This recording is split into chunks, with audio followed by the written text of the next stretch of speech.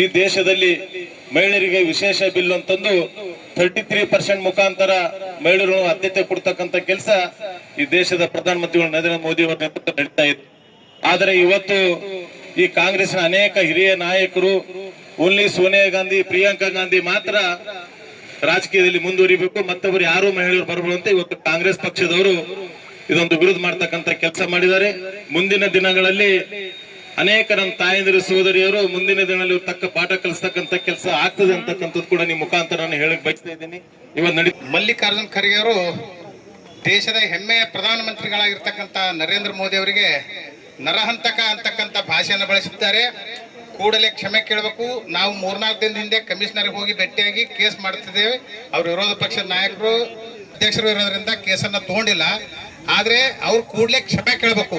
ಕ್ಷಮೆ ಕೇಳದೇ ಇದ್ದಲ್ಲಿ ಮುಂದಿನ ದಿನಗಳಲ್ಲಿ ಮಲ್ಲಿಕಾರ್ಜುನ್ ಖರ್ಗೆ ಅವರ ಮನೆ ಮತ್ತಿಗೆ ಹಾಕ್ತಕ್ಕಂಥ ಹೋರಾಟಗಳು ಕೂಡ ನಾವು ಹಮ್ಮಿಕೊಳ್ತಾ ಇದ್ದೇವೆ.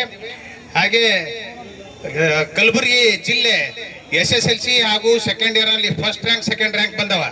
SLC ದೊಳಗೆ first rank, PUC second rank. ಹೆಂಗಂದ್ರೆ ಬುಡಕಿಂದ ಮ್ಯಾಲ ಓದ್ರ, ಮ್ಯಾಲಿಂದ ಬಂದ್ರೆ ಕೊನೆಗೆ, ಬುಡಕಿಂದ ಬಂದ್ರೆ ಫಸ್ಟ್ ರ್ಯಾಂಕ್.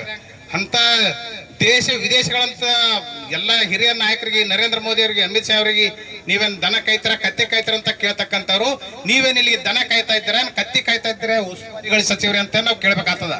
ಯಾಕಂದ್ರೆ ಕಲಬುರಗಿ ಇಡೀ ನೀವೇನು ಕಳೆದ 3 ವರ್ಷ ಸರ್ಕಾರ ಮಾಡ್ತಾ ಇದ್ದೀರಿ, ಎಲ್ಲಾ ಸಲನು ಸ್ಥಾನದಲ್ಲಿನೇ ಬರ್ತಾ ಇದೆ.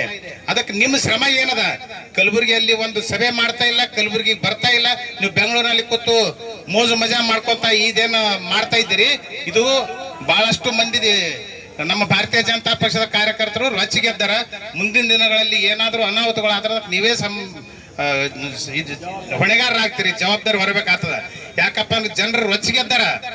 SLC ಎಲ್ಲದ ಏನದ ನಮ್ಮ ಪರಿಸ್ಥಿತಿ ಕಲಬುರಗಿ ಜಿಲ್ಲೆದು ದೇಶದೊಳಗ ರಾಜ್ಯದೊಳಗ ಅವಮಾನ ಆಗ್ತಾ ಇದೆ ಅಂತ ಇಲ್ಲಿವರೆಗೆ ಒಂದು ಮಾತು ಬಿಟ್ಟತ್ ಮಾಡ್ತಾ ಇರಲಿಲ್ಲ ದೊಡ್ಡ ಖರ್ಗೆ ಸಾಹೇಬರು.